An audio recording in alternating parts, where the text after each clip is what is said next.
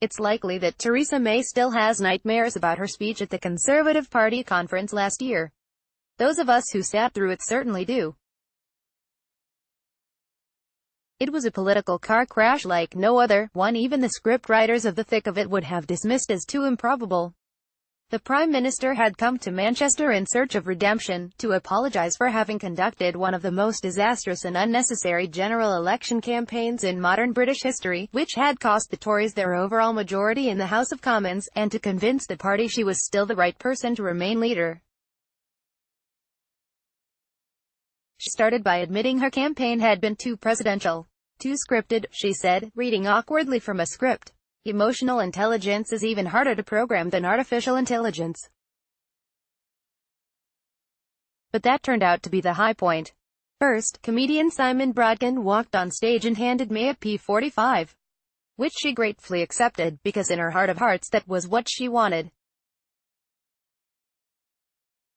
Then she had a coughing fit and lost the power of speech, as if her voice was having its own psychosomatic, narcissistic breakdown. After a long pause, several glasses of water and a cough sweet handed to her by the Chancellor, Philip Hammond, May managed to struggle through the remaining 25 minutes in a barely audible croak. To add insult to injury, just as she was reaching the end, some letters of the slogan, "Building a Country That Works for Everyone," began falling off the screen behind her, first the F of for, then the last E of everyone. The Prime Minister's world was literally falling apart around her. It's hard to imagine lightning striking twice at this year's conference in Birmingham, which starts this month, though plenty of Conservatives would be secretly delighted if it did, but the stakes are just as high. The Prime Minister is notorious for saying, "Nothing has changed," when almost everything has changed. But this time nothing really has changed. The party is still at war with itself and the country over Europe, and May is still hanging on to the leadership by a thread. If anything, the situation is now more precarious for the Prime Minister. The qualities that have helped May remain in her job against all odds over the past 12 months, her stubbornness, her seemingly limitless capacity for delaying difficult decisions and the absence of a credible alternative, may no longer be enough. With Britain due to leave the EU on the 29th of March next year and an agreement on the terms of the withdrawal expected to be concluded at the EU Council meeting just weeks after the conference, time is running out. Something has to give, and that something could be Theresa May. Plaid Cymru leader Adam Price proves Welsh politics is coming alive again. There's unlikely to be one killer blow. Tories prefer something more sadistic. To call the Tory party a mess is a misnomer. It is far, far worse than that. It was only in July this year, 16 months after triggering Article 50, that the Conservative government got around to securing some kind of agreement on what sort of Brexit it wanted, when the Prime Minister summoned her entire cabinet to Chequers. That deal lasted less than 2 days, with David Davis, Boris Johnson and several other junior ministers resigning in protest. Since then the Tories have been in a state of near anarchy. Although the Remainers had their doubts as to the practicalities of Chequers, it is the Brexiteers who have been spitting blood. For them this was a dream betrayed, with the UK effectively remaining in the customs union, and nothing May has done since has convinced them otherwise. They feel they are in the last chance saloon. So May goes into this year's conference with an almost impossible circle to square. Neither faction in the Tory party trusts her nor truly believes in her competence anymore. We are in the political equivalent of the Wild West. Within 6 months we could have crashed out of the EU with no deal, agreed the basis of a soft Brexit, the Prime Minister could face a challenge to her leadership, we could be having a general election, and there could be a second referendum on the final deal. Every option is equally possible, and you won't find a politician anywhere in Westminster who knows for sure what will happen. For May the pressure will be intense, intolerable even.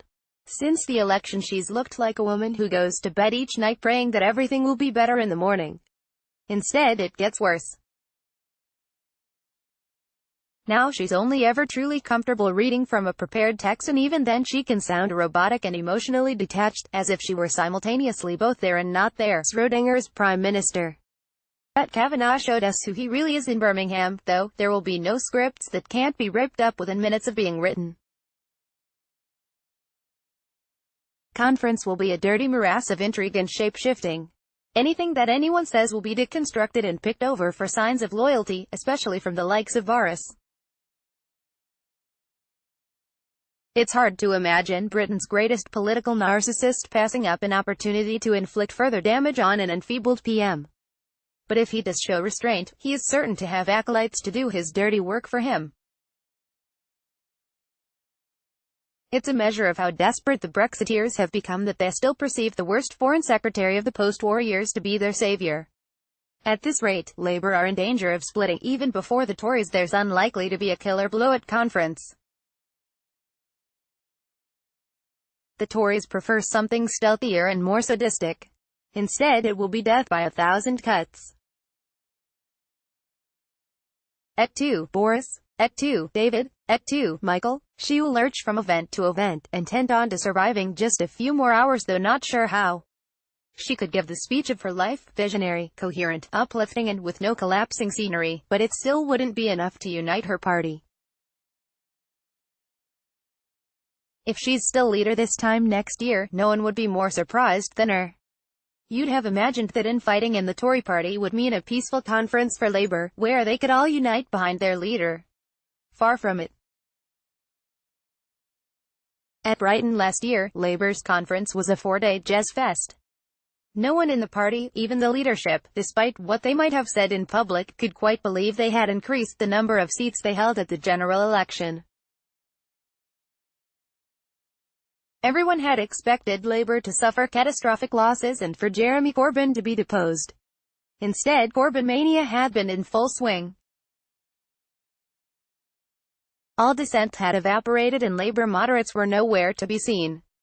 The London mayor, Sadiq Khan, who only a year earlier had made a pitch from the conference stage for the party to get real about what needed to be done to get into government, found himself without an invitation to speak. And those who did get to talk felt obliged to preface their speeches with a 5-minute eulogy to the wonders of Jeremy. It was unsettling to watch. Why Jeremy Corbyn's bitterness could lose Labour an election a year on, though, and cracks are showing. There is widespread feeling among MPs that, with the Tories in disarray, Labour ought to be at least 10 points clear in the polls. There's also a sense that despite around 65% of Labour voters being in favour of Remain, Corbyn, a longtime Eurosceptic, hasn't spoken out enough in favour of retaining close links with the EU. He didn't even put any great pressure on Labour MPs Kate Hoey, John Mann, Frank Field and Graham Stringer to vote with the party whip on an amendment to force the UK to stay in the customs union in the event of no deal. It was almost as if Corbyn was happy with the status quo. What happens in Birmingham could help define how we leave the EU and who governs us, and then there's the ongoing row over anti-Semitism in the Labour Party. You'd have thought it was a no-brainer for an anti-racist party to adopt the universally accepted definition of anti-Semitism put forward by the International Holocaust Remembrance Alliance, IHRA. Apparently not. Corbyn and those close to him have so far shown they would rather alienate most Jews, the overwhelming majority of whom are Labour voters, by coming up with its own watered-down definition. Even were Corbyn to give in, as many senior figures in the Labour Party have been privately begging him to do, and do a volte-face by accepting the IHRA definition, it would be seen as a grudging move, too little, too late. The damage has been done. Two Labour MPs, Margaret Hodge and Ian Austin, faced censure for expressing their disgust at the decisions, and several others, both Jewish and non-Jewish, are considering resigning the party whip and standing as independents. The anti-Semitism row has also got dangerously close to the Labour leadership. Peter Wilson, at time of writing still a member of Labour's ruling National Executive Committee, has been recorded during an anti-Semitic rant, and details have emerged of Corbyn himself attending a rally that likened the situation in Gaza to Auschwitz. It hardly seems possible, but Labour are in danger of being labelled the party for anti-Semites. Sticks, and at this rate, they are in danger of splitting even before the Tories. Not that any of this will bother Corbyn.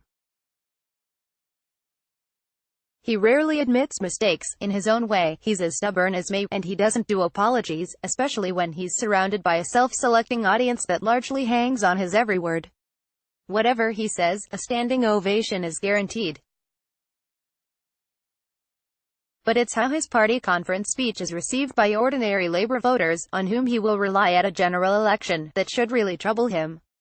All of which makes this year's party conferences compulsory viewing, not just for political nerds and lobby journalists, but for anyone who takes an interest in the country's future. What happens in Liverpool and Birmingham could help define how we leave the EU and who governs us. It promises to be a roller coaster.